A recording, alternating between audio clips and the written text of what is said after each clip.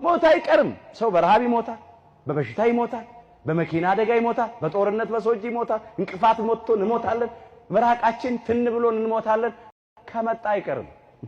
ግን ሃይማኖትን አጽንቶ ምግባርን አቅንቶ ለንስሐ የሚገባ ፍሬ አፍርቶ የአምላክን ቅዱስ ሥጋና ክቡር ደም ተቀብሎ ተዘጋጅቶ መሞት ደግሞ መታደል ነው። ሞት እረፍት ነው።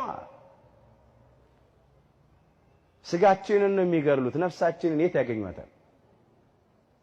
ሥጋችሁን የሚገድሉትን አትፍሩ ይላል። ነፍሳችሁን መግደል አይቻላቸውምና ይላል ቃሉ የማቴዎስ ወንጌል ምዕራፍ 10 ቁጥር 28 ላይ። ስለዚህ ሥጋችንን የሚገድሉትን አትፍሩ፣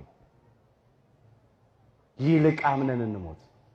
እግዚአብሔር ለሁላችንም ጽናቱን ይስጠን። ቅናተ ቤትከ በልዓኒ፣ የቤት ቅናት በላኝ፣ የቤት ቅናት በልቶኛል። ቅናተ ቤትከ በልዓኒ፣ የቤት ቅናት በላኝ የሚለውን ቃል አሰሙት ይላል። ለምን? ክርስቶስ ነው ስለ ቤቱ የቀረ። የአባቱ ቤት የሱ ቤት ነው። ይትግበሩ ቤተ አቡየ ቤተ ምስያት፣ የአባቴን ቤት የንግድ ቤት አታድርጉት። የአባቱ ቤት የሱ፣ ለአብ ያለው ሁሉ የኔ ነው ብሏል በዮሐንስ ወንጌል ምዕራፍ 16 ቁጥር 15። አብ ወልድ መንፈስ ቅዱስ አንዲት ስልጣን፣ አንዲት አገዛዝ፣ አንዲት መንግሥት። አንዱ ከአንዱ አይበልጥም፣ አንዱ ከአንዱ አያንስም። አንዱ ያለ አንዱ የነበረበት ዘመን የለም፣ ደግሞ የሚኖርበት ዘመን አይኖርም። አስተውሉ።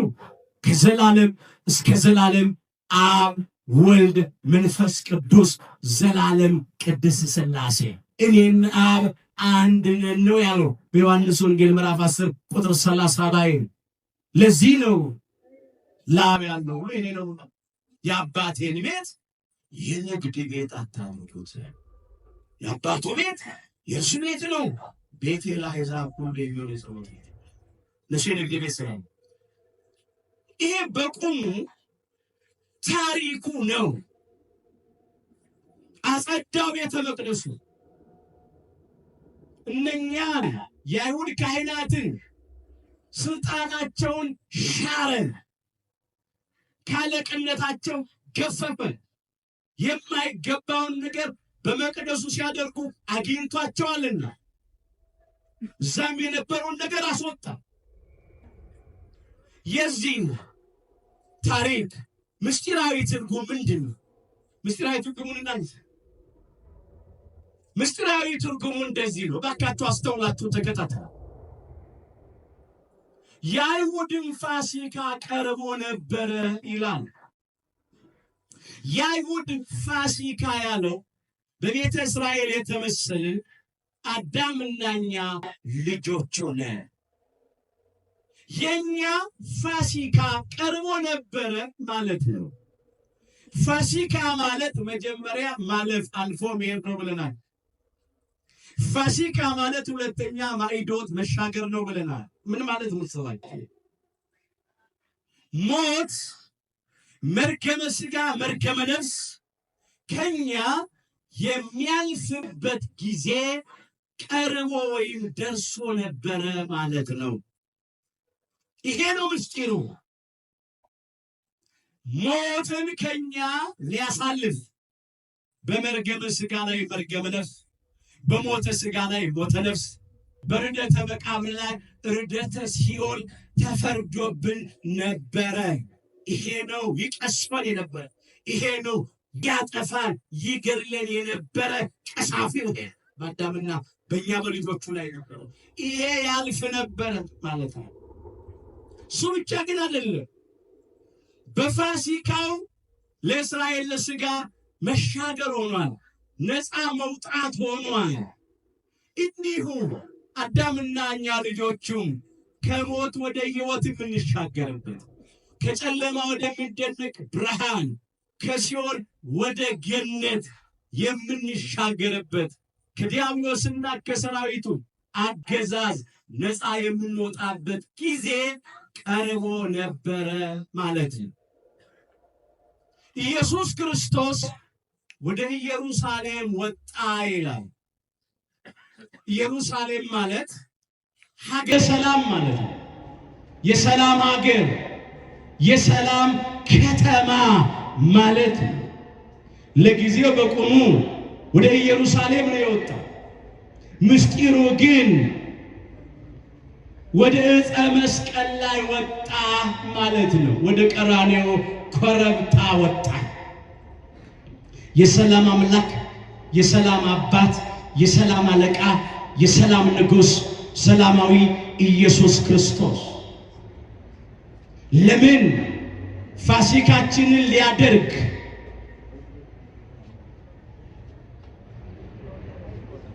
እስራኤል በግብፅ ባርነት ቤት ነበሩ ለ430 ዘመን ነው። አዳምና እኛ ልጆቹ ለ5500 ዘመን ሙሉ በሲኦል በባርነት ቤት ውስጥ ነበርን። ግብፅ የሲኦል ምሳሌ ናት። የግብፁ ፈርዖን የዲያብሎስ ምሳሌ ነው። የፈርዖን ሰራዊት የአጋንንት ምሳሌ ናቸው። ልክ ከእስራኤል ቤት ቀሳፊው ሞተ በኩር ገዳዩ እንዲያልፍ ፋሲካው በጠቦቱ ደም እንደተደረገ ያ ጠቦት የአምላካችን የጌታችን የመድኃኒታችን የኢየሱስ ክርስቶስ ምሳሌ ነው። መጥምቀ መለኮት ቅዱስ ዮሐንስ እንደመሰከረለት ነዋ በግዑ ለእግዚአብሔር ዘያትት ወያስየስል ኃጢአት ዓለም አለ። የዓለምን ኃጢአት የሚያስወግድና የሚያስተሰርይ የእግዚአብሔር በግ እነሆ አለው በዮሐንስ ወንጌል ምዕራፍ 1 ቁጥር 29 ይላል። በነጋው ይላል አምላካችን ጌታችን መድኃኒታችን ኢየሱስ ክርስቶስ ሲመጣ አይቶት ነው። መጥምቀ መለኮት ቅዱስ ዮሐንስ ወደ ኢየሱስ ክርስቶስ እያመለከተ እንዲህ አለ። እስቲ በሉ የዓለምን ኃጢአት በሉ የሚያስወግድ የእግዚአብሔር በግ እነሆ። ስለ ክርስቶስ የተነገረ ነው። ሌላ በግ እንዳታስቡ፣ ሌላ ጠቦት እንዳታስቡ። በጠቦት የተበሰለበት ምክንያቱ ምንድነው ቢሉ የ33 ዓመት ሆኖ ነው የተሰዋው። ጠቦት ከግልገል ከፍ ያለ ከበግ ዝቅ ያለ መካከል ላይ ያለ በዚህ ዕድሜው በሥጋ መስዋዕት ሆኖ ስለቀረበ በጠቦት መሰለ። ጠቦቱ ነውር የሌለው ነበር። አምላካችን ጌታችን መድኃኒታችን ኢየሱስ ክርስቶስም እንከን የማይወጣለት ነው። ነውር የሌለበት ነው። ነቀፋ የማይገኝበት ነው። ጻድቀ ባህሪ ንጹሐ ባህሪ ነው። እርሱ ኃጢአትን ሊያስወግድ እንደተገለጠ ታውቃላችሁ ይላል። በእርሱም ኃጢአት የለም ይላል አንደኛ ዮሐንስ ምዕራፍ 3 ቁጥር 5 ላይ። ይህንን ማለት ነው ያ ጠቦት ቀንዱ እንዳልከረከረ፣ ጥፍሩ እንዳልዘረዘረ፣ ጠጉሩ እንዳላረረ አምላካችን ጌታችን መድኃኒታችን ኢየሱስ ክርስቶስም በገቢር በድርጊት በሥራ በነቢብ በቃል በንግግር በሐልዮ በሐሳብ በምኞት ንጹሐ ባህሪ።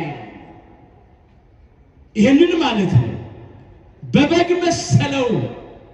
በግ ያለው ትሕትናውን ሲያይ በግ ትሑት ነው። አንገቱን ደፍቶ መሬት እያየ ሄደ። አምላካችን ጌታችን መድኃኒታችን ኢየሱስ ክርስቶስም የዝናብ ውሃ ንብረትነቱ የመንግስት ነው መጠቀም አትችሉም ብትባሉ ምን ታረጉ ነበር? አሜሪካ ኦሪገን ውስጥ እንደዚያ ሕግ አለ። ማንኛውም ውሃ ከዝናብም ሆነ የበረዶ ቅላጭ እያንዳንዱ ነገር የመንግስት ንብረት ነው፣ ለግል መጠቀም አትችሉም የሚል ሕግ አለ። በተለይም 5000 ጋሎን በላይ ከሆነ ቤቱ ለራሱ ፍቃድ ያስፈልገዋል። ይህም አስገዳጅ ሕግ ነው። ታዲያ ይህ ሰው ያጋጠመው ይህንን ነው። ቤቱ ጣራ ላይ የሚፈሰውን ዝናብ እያንዳንዱን አጠራቀመ። 3 ትላልቅ ታንከሮችም አዘጋጀ። ዋና ዓላማው ለግል መጠቀሚያው ነው። እዛም ባሻገር ደግሞ ለእንስሳት የሚያጠጣበትም ከዚህ ውሃ ይጠቀማል። ግቢ ውስጥ አትክልት የሚንከባከብበትም ከዚህ ውሃ ነው። ነገር ግን ፖሊሶች በቁጥጥር ስር ያውሉታል። እሱ መከራከያ ሐሳቡን ፍርድ ቤት ቀርቦ እንዲያስረዳ ይጠየቃል። ፍርድ ቤቱም የመንግስትን ንብረት ተጠቅመሃልና በዚህም ክስ አለበት ተባለ።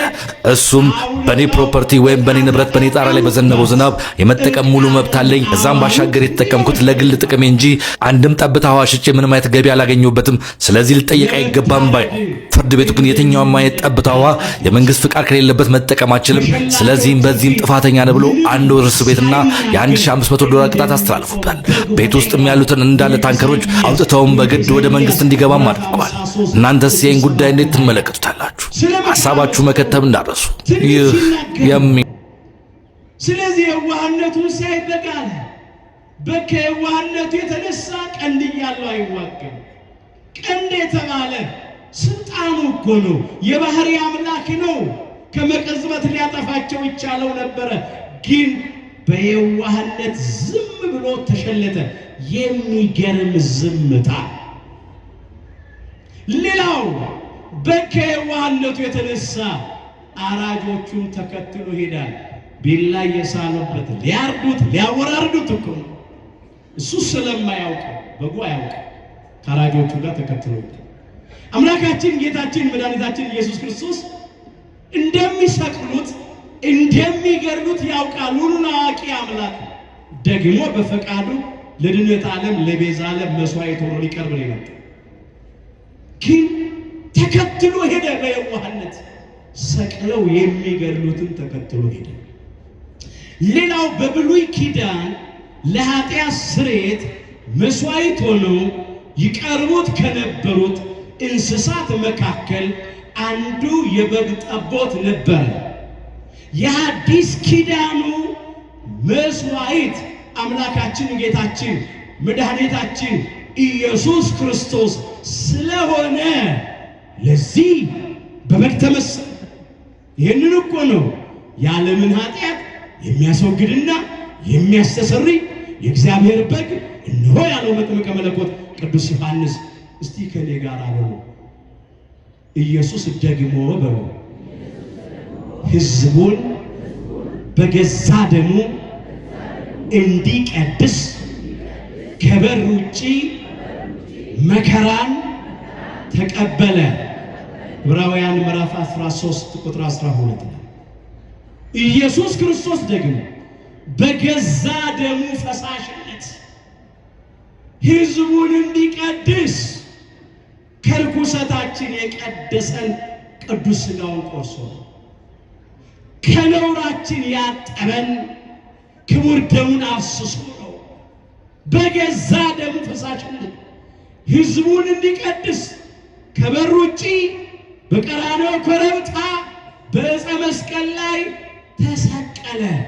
መስዋዕት ቤዛ ሆኖ ቀረበ። የአይሁድም ፋሲካ ቀርቦ ነበር። የአዳምና የኛ የሌሎቹ ፋሲካ ቀርቦ ነበር። ሞት ከኛ የሚያልፍበት ጊዜ ቀርቦ ነበር። እኛ ከሲኦል ከባርነት ቤት ነፃ የምንወጣበት ጊዜ ደርሶ ነበረ። ኢየሱስ ክርስቶስም ወደ መስቀል ላይ ወጣ ማለት ነው። እስቲ በሉ ፋሲካችን በሉ። ኢየሱስ ክርስቶስ ተሰቅሎልናልና። አንደኛ ቆሮንቶስ ምዕራፍ 5 ቁጥር 7። እንደገና በሉት ፋሲካችን በሉ።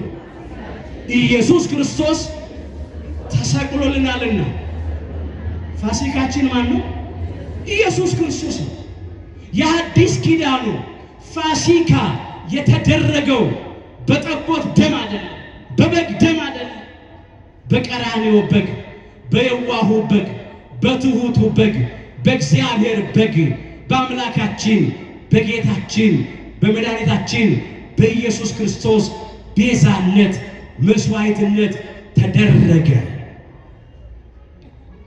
እስመ ቅናተ ቤትከ በልዓኒ፣ የቤት ቅናት በልቶኛል ያለው ይህንን ነው። እስቲ አንሱ እንደገና እንመልከት። የእግዚአብሔር ቅናት ብሎ ይህንን ያደርጋል። ትንቢተ ኢሳይያስ ምዕራፍ 9 ቁጥር 7 ላይ ተነሳ። ከፍ ብለን ጥቂት ነገር እናንሳ። የአምላካችን የጌታችን የመድኃኒታችን የኢየሱስ ክርስቶስን ልደት አስቀድሞ ተናገረ።